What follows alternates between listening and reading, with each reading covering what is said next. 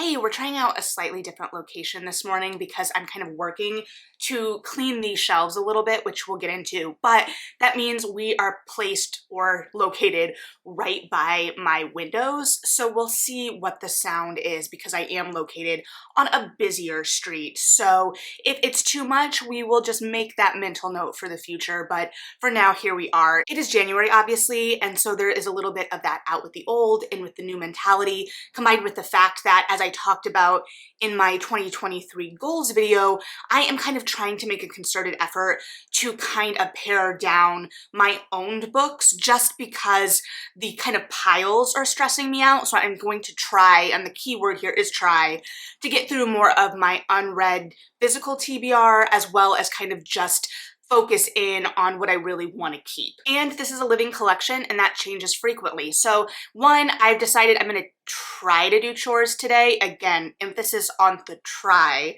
as well as I might have a book swap coming up next weekend if I decide to go. But regardless of what I decide to do there, I decided today would be a good day to unhaul some books and kind of shift them out of the apartment, hopefully, whether they go to the book swap, to little free libraries. Eventually me and some friends may go to a secondhand bookstore and I will get rid of some there as well. We'll see. This setup is also going to make it evident probably how much I talk with my hands and how little sense that usually makes. So let's keep it moving and talk about some of the books I want to start from this pile we're going to get rid of. The first one makes no sense because it is an audio book, but like not just any audiobook, a book on CD that I bought at Half Price Books years ago. Why I bought a book on CD, I don't know. Now, it made a little more sense at the time in the sense that at the time I had a CD player. My laptop at the time still had a CD drive. So in theory, I could have listened to this book. Now, will I listen to books on CD? Probably not. Part of the reason I didn't get into audiobooks until fairly recently is because I could not listen to audiobooks when I could not control the speed of what I was listening to. I change speed in an audiobook frequently, depending on how fast my brain is moving. I'm currently listening to Spare by Prince Harry. I've kind of been sitting in the 1.5, 1.6 range, which is actually one of the slower speeds I've kept audiobooks at recently, especially nonfiction, probably because it's a more conversational tone and because he's reading his own memoir. I believe he may be reading a little bit faster than some narrators are directed to read, but that being said, I do not believe I could listen to an audiobook at 1x speed. So because of that and my current lack of CD player, although I still have that laptop, am I gonna bring that laptop out to listen to this audiobook?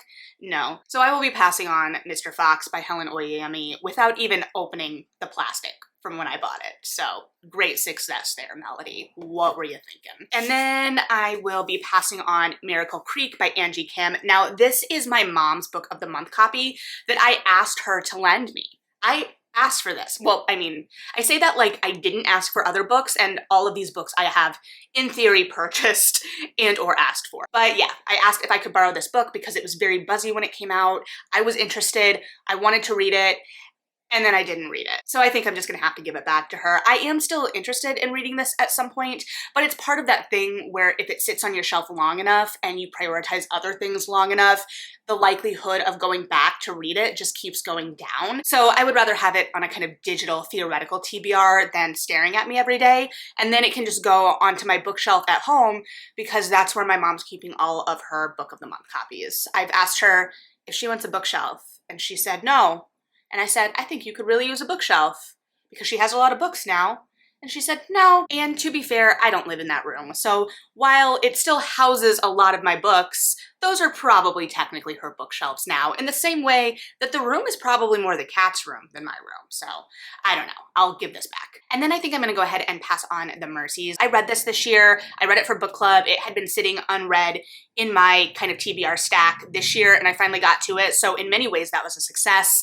This is a kind of slower, quieter historical fiction in the kind of vein of historical fiction that I really gravitate toward, but haven't been reading as much recently, in that it takes place in 1617 in Norway and is about a kind of tragic event that happens to this small community where it's a fishing community. all of the men kind of die in this great storm, and so only the women are left. And it follows their community, the interpersonal politics, and also what changes when a new preacher is brought into the community. So it follows the wife of the preacher and the women in the town. And I was interested in it, one, for the feminist history angle, and also because it looked like it was going to explore this community being suspected of witchcraft and what it means for a community that has women in power to be suspected of witchcraft and how that is kind of thought of, you know, that whole shebang. And then as I was reading reviews of it as it sat on my shelf, I was compelled by the idea of it having a sapphic romance or a sapphic angle to it. And so I was very excited to read it and finally got around to it once I had that book club motivation. Ironically, I believe the others in my book club enjoyed this more than me. I think it was a lot slower than I was anticipating or was in the mood for at the time. I still really enjoyed it. I just don't know. I think I had improper expectations or wanted it to be something that it wasn't. And it was still really propulsive and really engaging and really is the kind of historical fiction I gravitate toward. So I'm also very interested in more books from this author. I believe last year she came out with a book set around the medieval, I believe, dancing plagues that took place. I had no clue about those until I believe Anna Marie McLemore's book about it. So yeah, I would be interested in more from this author. I just don't know that I'm going to revisit this. I don't think it needs to stay in my apartment. And this is a perfect kind of book club selection. It's the kind of perfect little free library gift. So I think I will probably just gift it to a little free library for the next person. And then I do not need to hold on to A Vow So Bold and Deadly by Bridget Kemmermeyer. This is the third in the A Curse So Dark and Lonely series. I do not own the other two. I bought this because I didn't want to wait on a hold list and because I could, and there's really no need for me to hold on to it. I'm not going to reread it, I doubt. Maybe if it becomes a show somewhere along the line, I would reread the series, but I don't have a strong impulse to revisit it now. I don't foresee that being a thing, and if that changes, I know that I can get my hands on one, so I will just be passing this along. And then we're going to pass on one that has survived a couple of rounds of kind of cleaning up my bookshelf, and that is The Invisible Library by Genevieve Cogman. I remember so little of the specifics of this book, to be honest. I know it was a fantasy that took place in a library, and there were like missions. I know it had a little bit of literary bend and a little bit of fantasy bend, and that was really appealing to me. I know I read at least one more in this series, but I never finished the series, and I've been kind of holding on to this with this idea that I'm going to finish the series, and I think that I really just need to accept that I'm not going to, or that if again I do and I need to revisit this, I can get my hands on it elsewhere, but it doesn't really need to sit in my library because I'm not sure that's going to happen. That being said, I do think this author has a book coming out later this year that I'm sure we'll talk about later that I'm excited about, because based on the blurb that I read in passing, it looks like it's going to be a retelling of the Scarlet Pimpernel, and I have been asking for Scarlet Pimpernel retellings for a while, especially when we were getting all of those young adult retellings. I was like, why don't we have a Scarlet Pimpernel retelling though? It has adventure, it has mystery, it has intrigue, it has romance. What are we doing? So I don't think that this new one is going to be young adult, but I do believe it is Scarlet Pimpernel.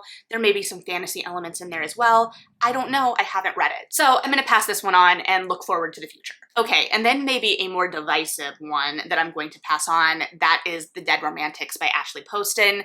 I reviewed this earlier this year. It was kind of middle of the road for me, honestly, and like leaning toward a little bit of the lower side of the spectrum of middle of the road for me. I enjoyed it, but it didn't really live up to exactly what I was wanting, and I know a lot of other people loved it. So I would rather pass it on and get it to readers who are going to love it than keep it in my collection and like look at it and know I'm never going to read it again or revisit it. So I have offered this to people in my romance book club. No one's taken me up on it yet, but at the same time, we don't really meet in person, so that's probably part of why. So I'm sure I will find a good home for this. This was a fun book. It's just no longer going to be in my home, unfortunately. Or fortunately, because it will go to someone else who may want to read it. Well, I hope it's going to go to someone who wants to read it, but I don't really have any control of that either, do I? Okay, this is another book that I haven't read. This is Girl Waits with Gun by Amy Stewart. This is a World War I era mystery series, I believe, that follows two sisters. I bought this so long ago. I looked at it, it looked fun and interesting.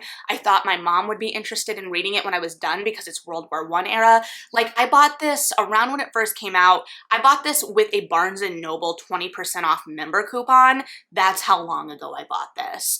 Those member coupons, I miss so much. I used to be a master at stacking those coupons. I guess I don't technically know if the members still get the 20% off coupons, but I do know that I did not renew my membership because I was no longer getting those coupons. That's where I found the most value. Now, to be fair, I am around a lot of indies, and a lot of indies have their own programs and rewards programs that were equitable to the Barnes & Noble membership, so those coupons were really what were keeping me in the game. But anyway, coupons aside, I will go on coupon tangents occasionally, but I'd never picked this up, and I think part of it might be because it's World War I era, and I know, or I'm pretty sure, that there's no like long-running potential romance to this series, which sounds so silly because I am really compelled by the idea of these two, I mean, presumably maybe spinster sisters solving mysteries and gallivanting around the world, but I just haven't prioritized it. So I may pass this on to my mom and have her report back. I don't know. I've been holding on to this for years and years and years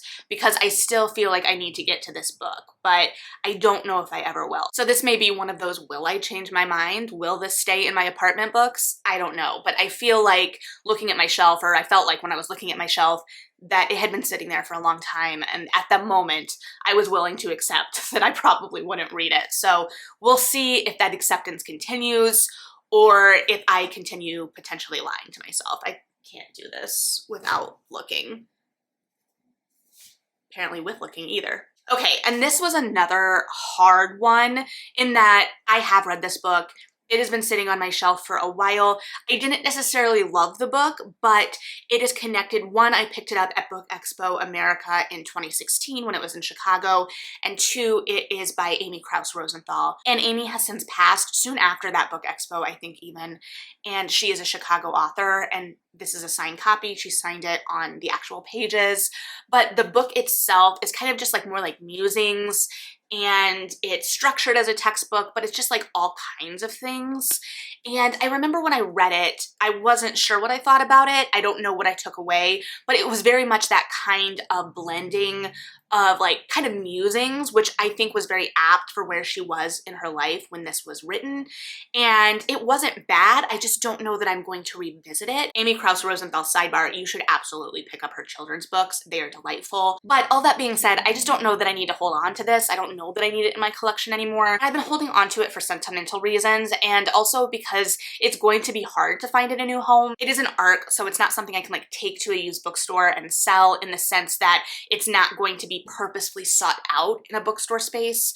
I can't absolutely leave it in a little free library and hope that it just finds the right person, so we'll see. And I do think that this would be a good book to pick up in a little free library, especially for people who still commute, because this would be an excellent, accessible train read. So I don't know, I have mixed feelings still about letting this one go, but I also feel like I'm just holding on to it for no reason, and I don't want to get caught in these traps of just holding on to things for like loose sentimental reasons. I hadn't really read her work other than the picture books before. I didn't really have a personal connection with her in any way. So I don't know, but I feel like probably I should let this one go. I have absorbed the lessons of it as much as I'm going to. And then speaking of things I've probably just been holding on to, Point by Brandy Colbert. This was her first novel, and I read this from the library in Cleveland. I bought this, I believe, my first weekend in Chicago, like to stay, because that weekend was also the first time that the bookseller in Lincoln Square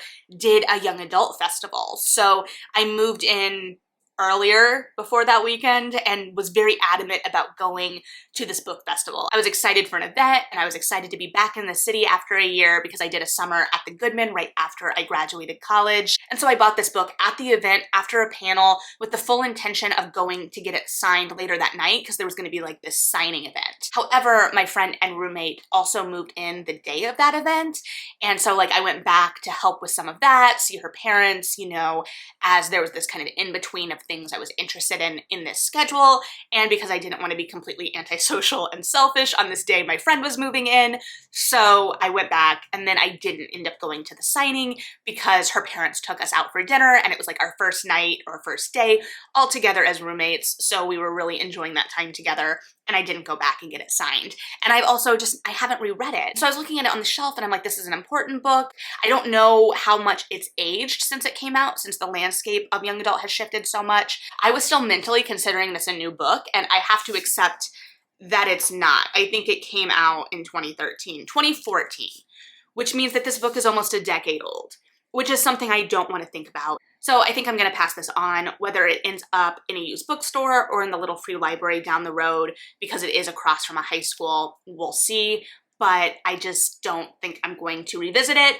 And I am kind of sad because it's not signed. And I think part of me has thought for years that it's signed. I think that I forgot that I didn't make it to that signing, but I definitely didn't make it to that signing. This is not a signed book, so we will just pass it along for the next person. And then actually, to go along with the theme of ballerina books, or ballerina adjacent books that came out around this time, Tiny Pretty Things by Sona Charapatra and Danielle Clayton. This is a book that I admittedly haven't read.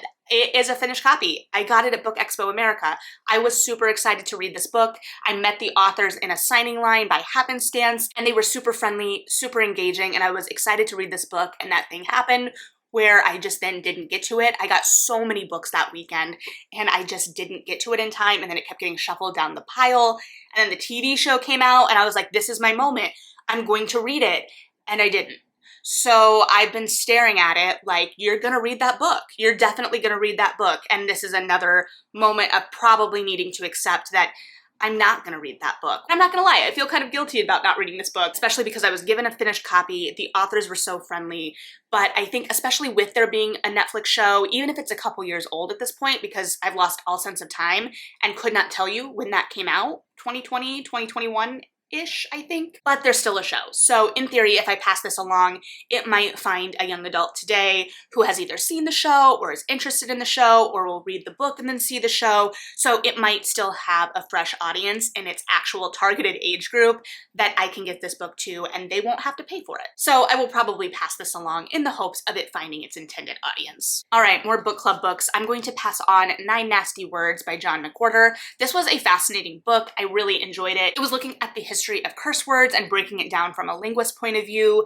We read this for my book club in one of our nonfiction months because we try to go back and forth to whatever varying levels of success we have, and we really enjoyed it. It was a great discussion. I know some of the book club read it on audio, which I found interesting. I don't know that I could have done that because there are like graphs and tables in here, and it does kind of really go into the minutia of things sometimes. So I liked being able to see how everything was charted and tracked because my brain doesn't think like a linguist. That being said, this is definitely written for people whose brains don't think like linguists, and it's looking at words that are fun to think about. So I don't know, I've debated holding on to this because it's an excellent resource, but at the same time, I don't know if it'll just be taking up space on my shelf, and I think it's definitely something people will be interested in. I think that if I were to put this in a little free library today, it would be gone tomorrow. I also bought it in the Barnes & Noble half-off hardcover sale last year, so their first one, because I didn't get to it this year. So it's not like I have a huge financial investment in this book, and I could stand to pass it on to the next person.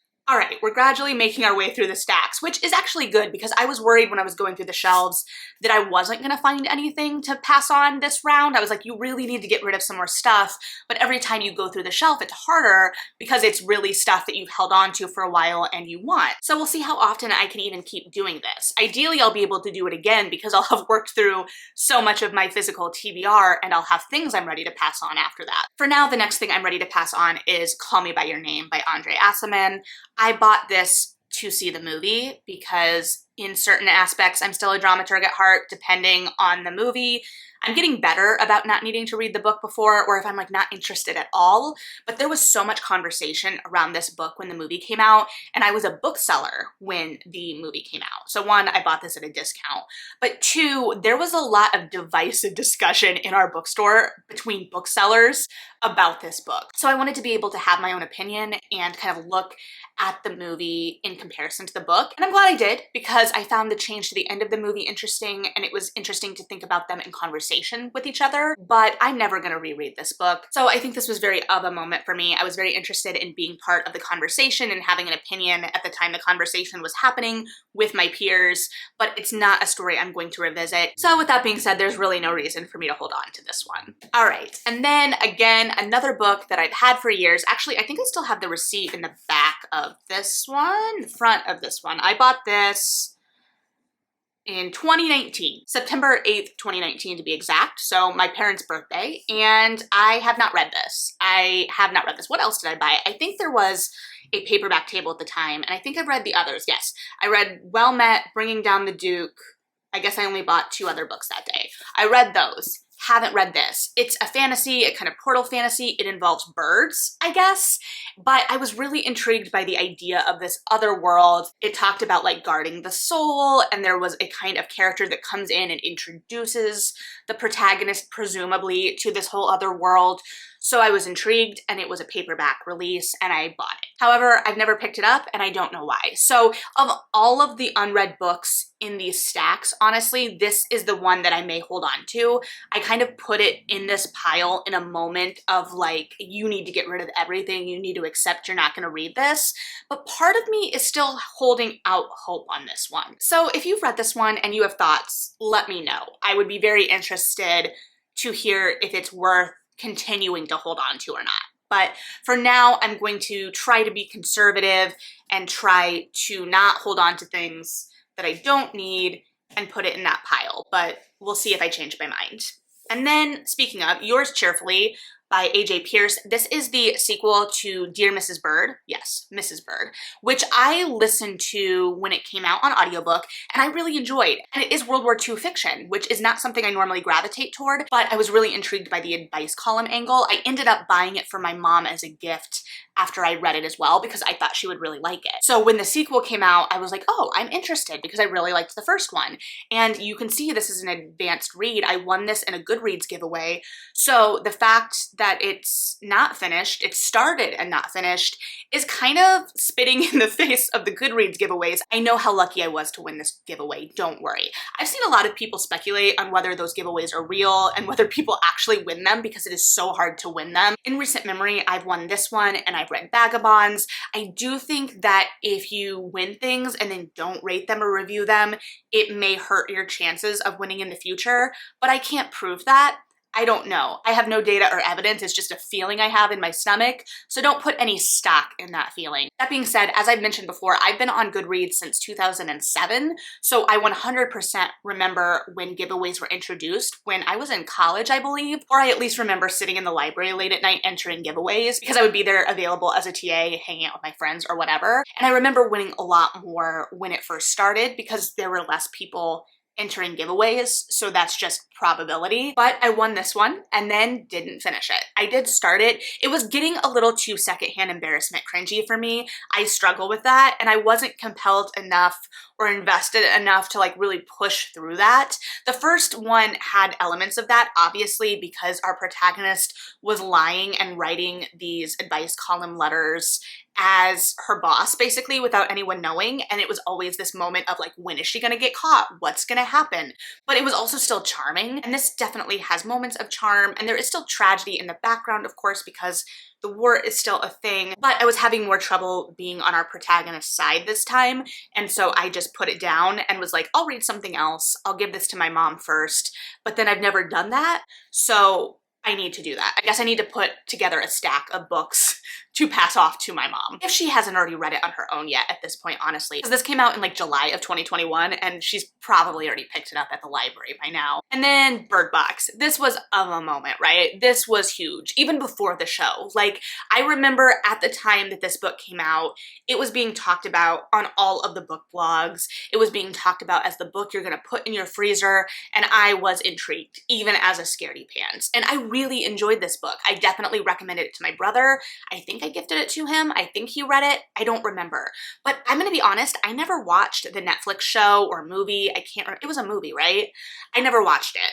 So I also haven't gone back to the book since I read it. And also personally, it feels very much of the moment it came out and is really rooted to that time and my time as a reader at that time. So I have been holding on to it for sentimental reasons, but I don't think I'm going to revisit it. So I think it's just time to pass it on. And because of its popularity, I'm sure it will be snapped up by someone at some point. But also, if by some chance you have not read Bird Box yet, I didn't find it so much scary as tense. And I'm not a horror reader because, as I've said before, I consider myself a scaredy pants and I get scared easily. So I don't know, if you're a horror reader, I would be interested how you consider this. Like, do you consider this scary? Have people considered it scary? Do you consider it more tense? I don't know. That was my reading experience and that's about as much as it's worth. All right, getting toward the end of the pile. I'm also going to pass on this arc of Woman Eating by Claire Coda. I talked about this earlier this year, or last year actually. At this point, I got this on Indie Bookstore Day in kind of like a freebie grab bag at an indie bookstore, and it had been one I was interested in that day, but had like been waffling about whether I wanted to spend my own money on. It was intriguing. I enjoyed discussing it, but ultimately I'm glad I didn't spend money on it, and thus it is going to get passed on because I just don't foresee myself rereading or revisiting this. And then also in Indie Bookstore Day freebie, I got this advanced copy of Young Mungo by Douglas Stewart in a bag at one of the bookstores I got after meeting a certain spend threshold. And at the time I was really excited about it because I didn't know when I would get to it. I was interested in it, but I wasn't sure when I'd be in the right mind space for it because I think it's going to be very sad. So I hadn't been checking it out from the library because of that, and I wasn't as familiar with the author, so I wasn't ready to spend money on it at that time. But because I do think it's going to be very sad, I've continued to put it off. And I know I haven't had it that long because I've only had it since like the end of April, but just looking at the stacks, I was like, am I ever actually going to read this, or am I going to just keep telling myself I'm going to read it? So I don't know. It's gotten great reception. I've heard great things about Stewart's writing. He is prize winning, and I just don't know if I would pick this up or if I'm going to pick this up. But this is another one of those where I feel kind of guilty about passing it on because it feels like something I should read. So I don't know. If you've read this, let me know. Let me know if it's worth the weight of the novel or the weight I'm anticipating in the novel, or just let me know if I'm completely wrong and the novel isn't as weighty as expected, but I don't think that that is going to be the case. But speaking of weight, I am, and this is probably not a shock if you watched my best and worst of 2022 video, I think I'm gonna unhaul To Paradise because I didn't enjoy it. Ultimately, at the end of the day, all of those are words that really mean the same thing.